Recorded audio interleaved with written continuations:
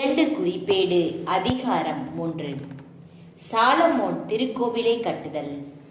பின்பு சாலமோன் எருசலேமில் அவர் தந்தை தாவீதுக்கு ஆண்டவர் தோன்றிய மோரியா மலைமேல் எபூசியராகிய ஓர்னானின் களத்தில் ஆண்டவருக்கு ஓர் இல்லம் எழுப்பத் தொடங்கினார்.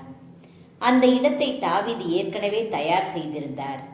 தம் ஆட்சியின் 4ஆம் ஆண்டு 2ஆம் மாதம் 2ஆம் நாள் சாலமோன் வேலையை தொடங்கினார்.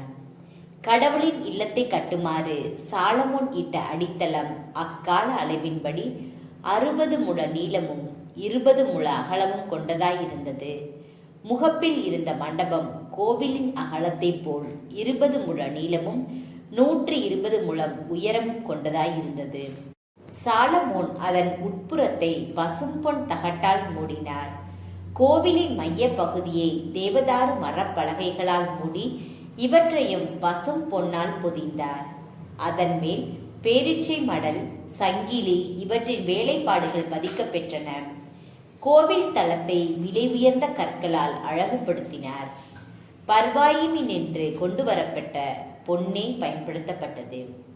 கோவிலின் உத்திரங்கள், நிலைகள், சுவர்கள், கதவுகள் ஆகியவற்றை பொன் தகடுகளால் மூடினார். சுவர்களில் கெருபுகளை பதித்தார். பிறகு கோவிலின் திரு தூயகத்தை கட்டினார். அதன் நீளம் கோவிலின் அகலத்தை போல் 20 முழம், அதன் அகலமும் 20 முழம். அதை ஏறக்குறைய 24 டன் எடையுள்ள பொன் தகடுகளால் மூடினார். ஆணிகள் 670 கிராம் நிறையுள்ள பொன்னால் ஆனவை. மேல் அறைகளையும் அவர் பொன்னால் மூடினார். திரு தூயகத்தில் 2 கெருபுகளின் உருவங்களை செய்து வைத்து பொன் தகட்டால் மூடினார். அவற்றின் இறக்கைகளின் மொத்த நீளம் 20 முழம், அதாவது ஓர் இறக்கையின் நீளம் 5 முழம். அது கோவிலின் சுவரை தொட்டு கொண்டிருந்தது. அதன் மறு இறக்கையின் நீளம் 5 முழமே. அது மற்ற கெருபுகளின் இருக்கையை தொட்டு கொண்டிருந்தது. அவ்வாறே 2வது கெருபின் அளவும், அதாவது ஓர் இறக்கையின் நீளம் 5 முழம். அவ்விறக்கை கோவிலின் சுவரை தொட்டு கொண்டிருந்தது. அதன் மறு இறக்கையும் 5 முழமே. அது மற்ற கெருபுகளின் இறக்கையை தொட்டு கொண்டிருந்தது.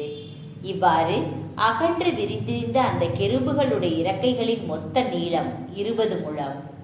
அவை தம் கால்களை ஊன்றி நின்று கொண்டிருந்தன.